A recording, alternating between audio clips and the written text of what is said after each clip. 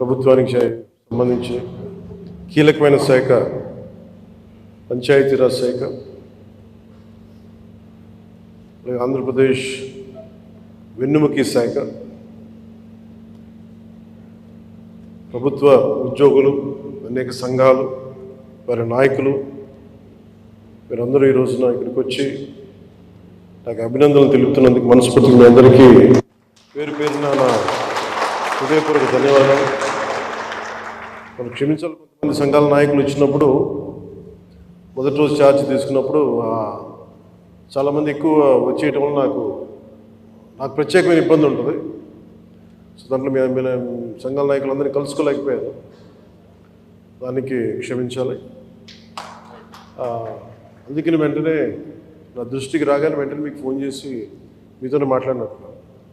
అంటే నా ఉద్దేశం ఏంటంటే నిర్లక్ష్యం చేసే వ్యక్తిని కాదని చెప్పడానికి,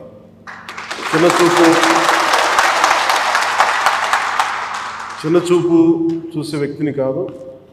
మీ సమస్య నా సమస్య, అది చాలాసార్లు సభలో చెప్పాను. కానీ ఇప్పుడు ప్రత్యేకించి ఛార్జ్ తీసుకున్న తర్వాత మీకు మళ్ళీ మీ అందరికీ తెలియజేసుకుంటా ఉన్నాను. మిమ్మల్ని అర్థం చేసుకునే వ్యక్తిని, మీ సమస్యల్ని పరిష్కరించడం, ఎంత త్వరగా పరిష్కరించడం అనేది నా ఒక్కడి చేతిలో లేదు. కానీ మీ సమస్యల్ని వినగలిగే శక్తి ఉన్నవాడు. ముందు సమస్యని వింటే పరిష్కారం దొరుకుతుంది. వినటానికి అలసట అందరికీ. సో నేను మీకు ప్రత్యేకించి తెలియజేసుకునేది, నేను వినే వ్యక్తిని. ఇందాక మీ సహచరులు ఎవరు వచ్చి ఇక్కడికి ఇచ్చారు, సహచరాలు, అది ఖచ్చితంగా యుద్ధ ప్రాతిపాదికన మీరు ఆ సమస్యను పరిష్కరిస్తాను మీరు వచ్చి ఇచ్చారు. ఇలాంటివి చేయడానికంటే నాకు మీరు ఇందాక ముందు సంఘాల పెద్దలు కూడా మాట్లాడుతూ చాలామంది గతంలో కూడా మీరు సమ్మెలు, గత ప్రభుత్వం మీద మా కోపం ఉంది, మీకు ఈ ప్రభుత్వం మీద మీరు మాట్లాడుతూ ఉన్నారు. ఇందాక ఒక్కటి ఏంటంటే, ఇది అందరం కలిసి పనిచేయాలి, మినిస్ట్రీ కానీ ఉద్యోగులు కానీ. గతంలో ఎవరు ఎలా చేశారో నాకు తెలీదు. మీరందరూ వింటా ఉంటే నేను సమస్యలు వింటా ఉన్నా. కాకపోతే ఇది చాలా పురాతనమైన, చాలా బలమైన వ్యవస్థ, చాలా పాత వ్యవస్థ. ఇది ప్రతిసారి వ్యవస్థకి ఒక తుప్పు పట్టినట్టు పట్టేస్తాం. దీన్ని బలోపేతం చేయాల్సిన అవసరం ఉంది. దీనిని సమస్యలు ఏమైతే ఉన్నాయో మీ అందరికీ ప్రతి సంఘం తరఫున ఇది ప్రత్యేకించి ఒక ఓవరాల్గా మేము ఇలా చేయదలుచుకున్నాం, మా సమస్యలు ఇవి, లేదంటే మేము ఇలా నిలబడతాం, కొంచెం ఇవన్నీ చెప్తా ఉన్నారు. నేను మీకు ఈరోజు మాటిస్తున్నాను, పంచాయతీ పనులతో పాటు మీ సమస్యలను కూడా నేను వినే వ్యక్తిని. నేను ప్రత్యేకించి ఏ సంఘాలకు సంబంధించి ఆ సంఘానికి ప్రత్యేకించి ఒక టైంని అలాట్ చేసి మరి. కాకపోతే నాకున్న సమస్య ఏంటంటే అందరూ కొంచెం ప్రిపేర్ అయ్యారండి బాగా. అంటే నేను చాలా శాఖలు ఉన్నాయి, మిగతా పనులు కూడా చూసుకోవాలి. కాబట్టి మీరు బాగా ప్రిపేర్ అయ్యి వచ్చి ఒక పరిష్కార మార్గం కూడా తీసుకెళ్ళండి. దాదాపు ఇలా ఆలోచించవచ్చు, ఇలా చేయొచ్చు. ఇందాక మీరు మాట్లాడుతూ అన్నారు, గత ప్రభుత్వం అంటే అంతకుముందు 2014 వచ్చినప్పుడు మా మీద కొంచెం కినుకుందన్నట్టుగా మీరు అన్నారు ఇందాక. అది అంటే భయపెట్టేవాడికి భయపడతారు, కానీ కొంచెం ఓపెన్గా సహజంగా కొంచెం వినే వాళ్ళతోటి ఎక్కువ ఆ బాధను మేము గత ప్రభుత్వం మిమ్మల్ని అందరినీ భయపెట్టింది. అదని అర్థం చేసుకోగలం. కానీ మేము మీకు భుజం కాసే వ్యక్తులు. మేము అందుకే ఒక వ్యవస్థని తిరిగి బలోపేతం చేయాలంటే చాలా చాలా కష్టసాధ్యమైంది. నాకు నిజంగా చెప్పాలంటే ఒకసారి నాకు ఇది నేను చాలా ఆనందంగా ఎంచుకున్న శాఖ. నేను ప్రభుత్వ ఉద్యోగ కొడుకుని, ఆ జీతాల మీద మేము పెరిగిన వాడిని. మా నాన్న జీతాలు రాకపోతే మమ్మల్ని స్కూల్ బయటికి పంపించి మళ్ళీ జీతాలు వచ్చిన తర్వాత మళ్ళీ స్కూల్లోకి అలౌ చేసినాయి, అవి కూడా ఉన్నాయి నా సంఘటన. అలాంటి సంఘటనలు ఉన్నాయి. అందుకని కష్టాన్ని అర్థం చేసుకోగలను. అంటే 1వ తారీఖు జీతం రాకపోతే ఏమవుద్దు నాకు అనుభవం ఉంది. నాకు అలాగే ఆఖరి వారంలో డబ్బులు అయిపోతే కూడా ఆ పరిస్థితి కూడా నాకు తెలుసు. మా పొరపాటున మేము ఏదో ఇవి జరిగిపోయినాయి, కానీ మేము ఇలా ఈ సినిమా రంగంలో ఉండటం వల్ల బేసిక్గా చాలా సాధారణ స్థాయి నుంచి వచ్చాం కాబట్టి అన్నిటికంటే కూడా సాధారణ స్థాయి మాకు భగవంతుడి వచ్చిన మమ్మల్ని తీసుకొచ్చిన సాధారణ స్థాయి కష్టాలని మేము మర్చిపోం. అందుకని ఈ రోజున రోడ్ల మీద బయటికి వెళ్ళి ఎందుకు ఆగి ఎందుకు మాట్లాడుతానంటే ఆ కష్టం ఎలా ఉంటుందో నాకు తెలుసు. ఇందాక మీరు ఇచ్చిన రిప్రజెంటేషన్ కూడా ఆ కష్టం ఎలా ఉంటుందో నాకు తెలుసు. సో ఇలాంటి స్పందనకి వెంటనే ఉంటుంది కదా. నేను కోరుకునేది ఏంటంటే మిమ్మల్ని గత ప్రభుత్వం మిమ్మల్ని భయపెట్టింది. అంతకుముందు ఉన్న ప్రభుత్వంకి మీరు ఏదైనా ఒక నిరసన చెప్పడానికి చాలా బలంగా చెప్పగలిగేవారు. కానీ ఇప్పుడున్న కూటమి ప్రభుత్వం మీకు అండగా నిలబడుతుంది. ఫస్ట్ ముందస్తుగా మేము మీతో గొడవ పెట్టుకోవడానికి ఫస్ట్, ఎందుకంటే బ్యాడ్ బ్లడ్ ఉండకూడదని ఫస్ట్ ఫోన్ చేశాను మీకు. అరే వస్తే నువ్వు కలవలేదండి, నువ్వు కూర్చొని పెద్ద ఆఫీసులను కలుసాం, మమ్మల్ని కలవవా అనే ఒక చిన్న బాధ ఏదైనా ఉంటుంది. ఎందుకంటే నాకు తెలుసు, మా నాన్న బాధ నాకు తెలుసు. అందుకని వెంటనే ఫోన్ చేశానండి. ఆ కష్టం నాకు తెలుసు. ఇంకా నేను మీకు ఒకసారి ఏమైపోతుంది, అందరూ ఒకేసారి వచ్చేస్తే నేను మాట్లాడలేని పరిస్థితులు తప్ప మీరు 1-on-1 కూర్చొని గ్రూప్గా కూర్చుంటే మటుకు నేను చాలా మీకు ఫస్ట్ వినే వ్యక్తిని. నేను విన్న తర్వాత పరిష్కార మార్గం వెతుకుతాను. సో మీకు గత 10 రోజుల్లో గత ఛార్జ్ తీసుకున్నప్పటి నుంచి నేను రివ్యూలు చేస్తూ ఉంటే ఉన్న పరిస్థితి, మీరు ఉద్యోగాలు లేవు, లేదంటే మనకి పర్మనెంట్ చేయలేదు, లేదంటే కూర్చొని గ్రేడేషన్ మార్చాలి, లేదంటే 2003 మాకున్న ఓల్డ్ పెన్షన్ స్కీమ్ అప్లై చేయాలి, రకరకాల అనేక సమస్యలు ఉన్నాయి. వీటన్నిటినీ చాలా క్షుణ్ణంగా మీ దగ్గరతో వింటాను. కాబట్టి వీటన్నిటికీ మించి మూలం ఆర్థిక మూలం. రాష్ట్ర విభజన జరిగినప్పటి నుంచి ఈరోజు దాకా ఆంధ్రప్రదేశ్ ఇంకా ఉణుకుతూనే ఉంది, ఆర్థికంగా నిలదొక్కుకోలేదు. మేము కూడా ఓటు చీలకూడదు, అందరికి కలిసి రావాలి. ఎందుకన్నామంటే అసలు ఆంధ్రప్రదేశ్కి ఒక బలమైన రాజకీయ వ్యవస్థ ఉంటేనే కింద ఉన్న మనకి పనిచేస్తున్న ఉద్యోగులందరికీ కూడా ఒక భద్రత ఉంది. ఇందాక మాట్లాడుతూ ఉంటే కూడా ఐఏఎస్ అధికారులతో వాళ్ళకు కూడా డిఏలు ఇవ్వలేని పరిస్థితి ప్రభుత్వం.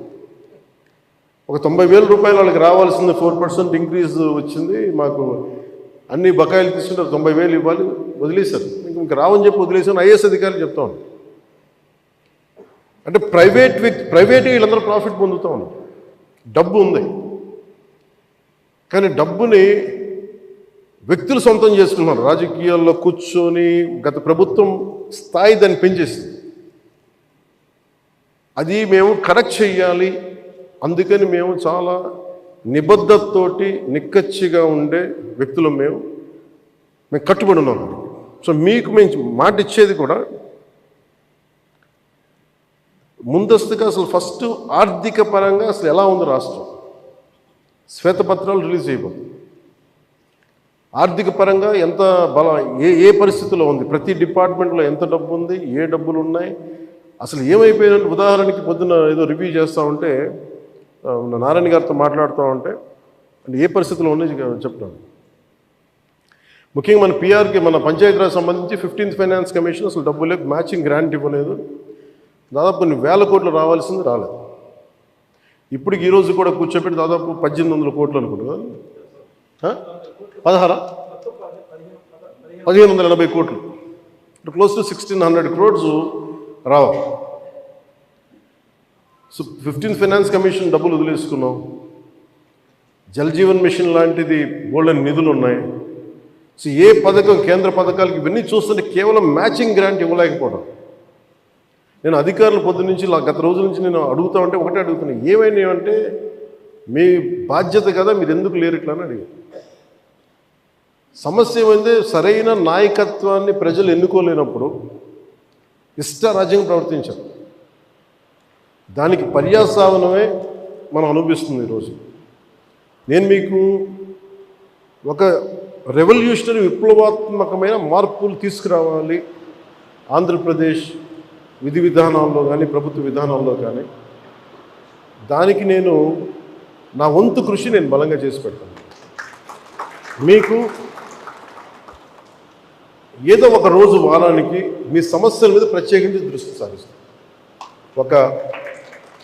అంటే ఈరోజు కూర్చుంటే ఒక సపోజ్ నెల రోజుల్లోపు నాకున్న సమయంలో, అందుకే నెల రోజులు అంటే అది 2 వారాల్లో కానీ మీరు చెప్పండి, నాకు ఇంత టైం పడుతుంది, ఒక్కొక్క వింగ్ని అర్థం చేసుకోవాలి. ఇప్పుడు మీరు చెప్పారు ఈ ఫిట్మెంట్లు కానీ మనకి పిఆర్సీ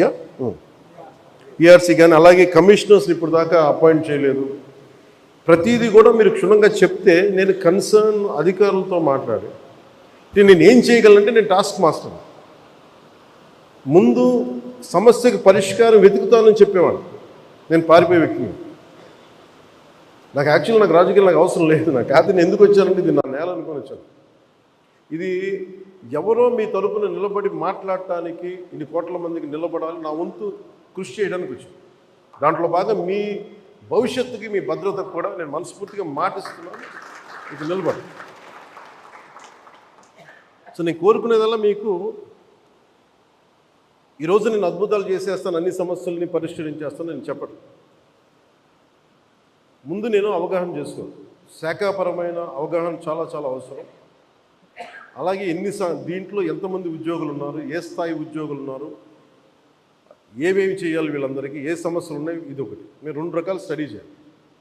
ఇవన్నీ చేసిన తర్వాత ఒకటి పంచాయతీలని దానికి పునర్వైభవం తీసుకురావడం, గత వైభవం తీసుకురావడం పంచాయతీలకి. అలాగే పంచాయతీరాజ్ వ్యవస్థ నా కోరిక ఒకటే, ఈ 5 ఏళ్ల కాలంలో ఆంధ్రప్రదేశ్లో ఉన్నంత బలమైన పంచాయతీ వ్యవస్థ మనకి భారతదేశంలోనే లేదని, అలాంటి సర్టిఫికేట్ తెప్పించుకోవాలని నా కోరిక. అందుకని నేను బలమైన ఆలోచన విధానంతో ఉన్నాను. కాకపోతే మీ అందరి సహకారం కూడా కావాలి. కానీ నేను ఒక్కడిని చేసేది కాదు. మీ అందరి సహాయ సహకారాలు, మీ సలహాలు, సూచనలు లేకపోతే నేను కూడా ఏం చేయను. కానీ నేను మీకు అందుబాటులో ఉంటాను. మీకు ప్రత్యేకించి మీ ఈ ముఖ్యంగా మీరు కోరుకుంటుంది అన్నిటికంటే దారుణ బాధ అనిపించింది, నెలకి జీతాలు ఇవ్వడం పక్కన పెట్టి జీతాలు పెంచాలని అడగాలి, కానీ నెలకి జీతాలు వస్తే చాలు అనుకునే 1వ తారీఖు జీతాలు వస్తే చాలు అనే స్థాయికి పెరిగిపోయింది. సో అభివృద్ధి అనేది లేదు, నిధులు లేవు. వీటన్నిటి మధ్యలో now governance is a great challenge for all of us. కానీ మాకేం నమ్మకం ఉందంటే పెట్టుబడులు తీసుకురాగలం, అభివృద్ధి పదంలో ముందుకు తీసుకెళ్ళగలం, ఒక ధైర్యం చాలా బలంగా ఉంది.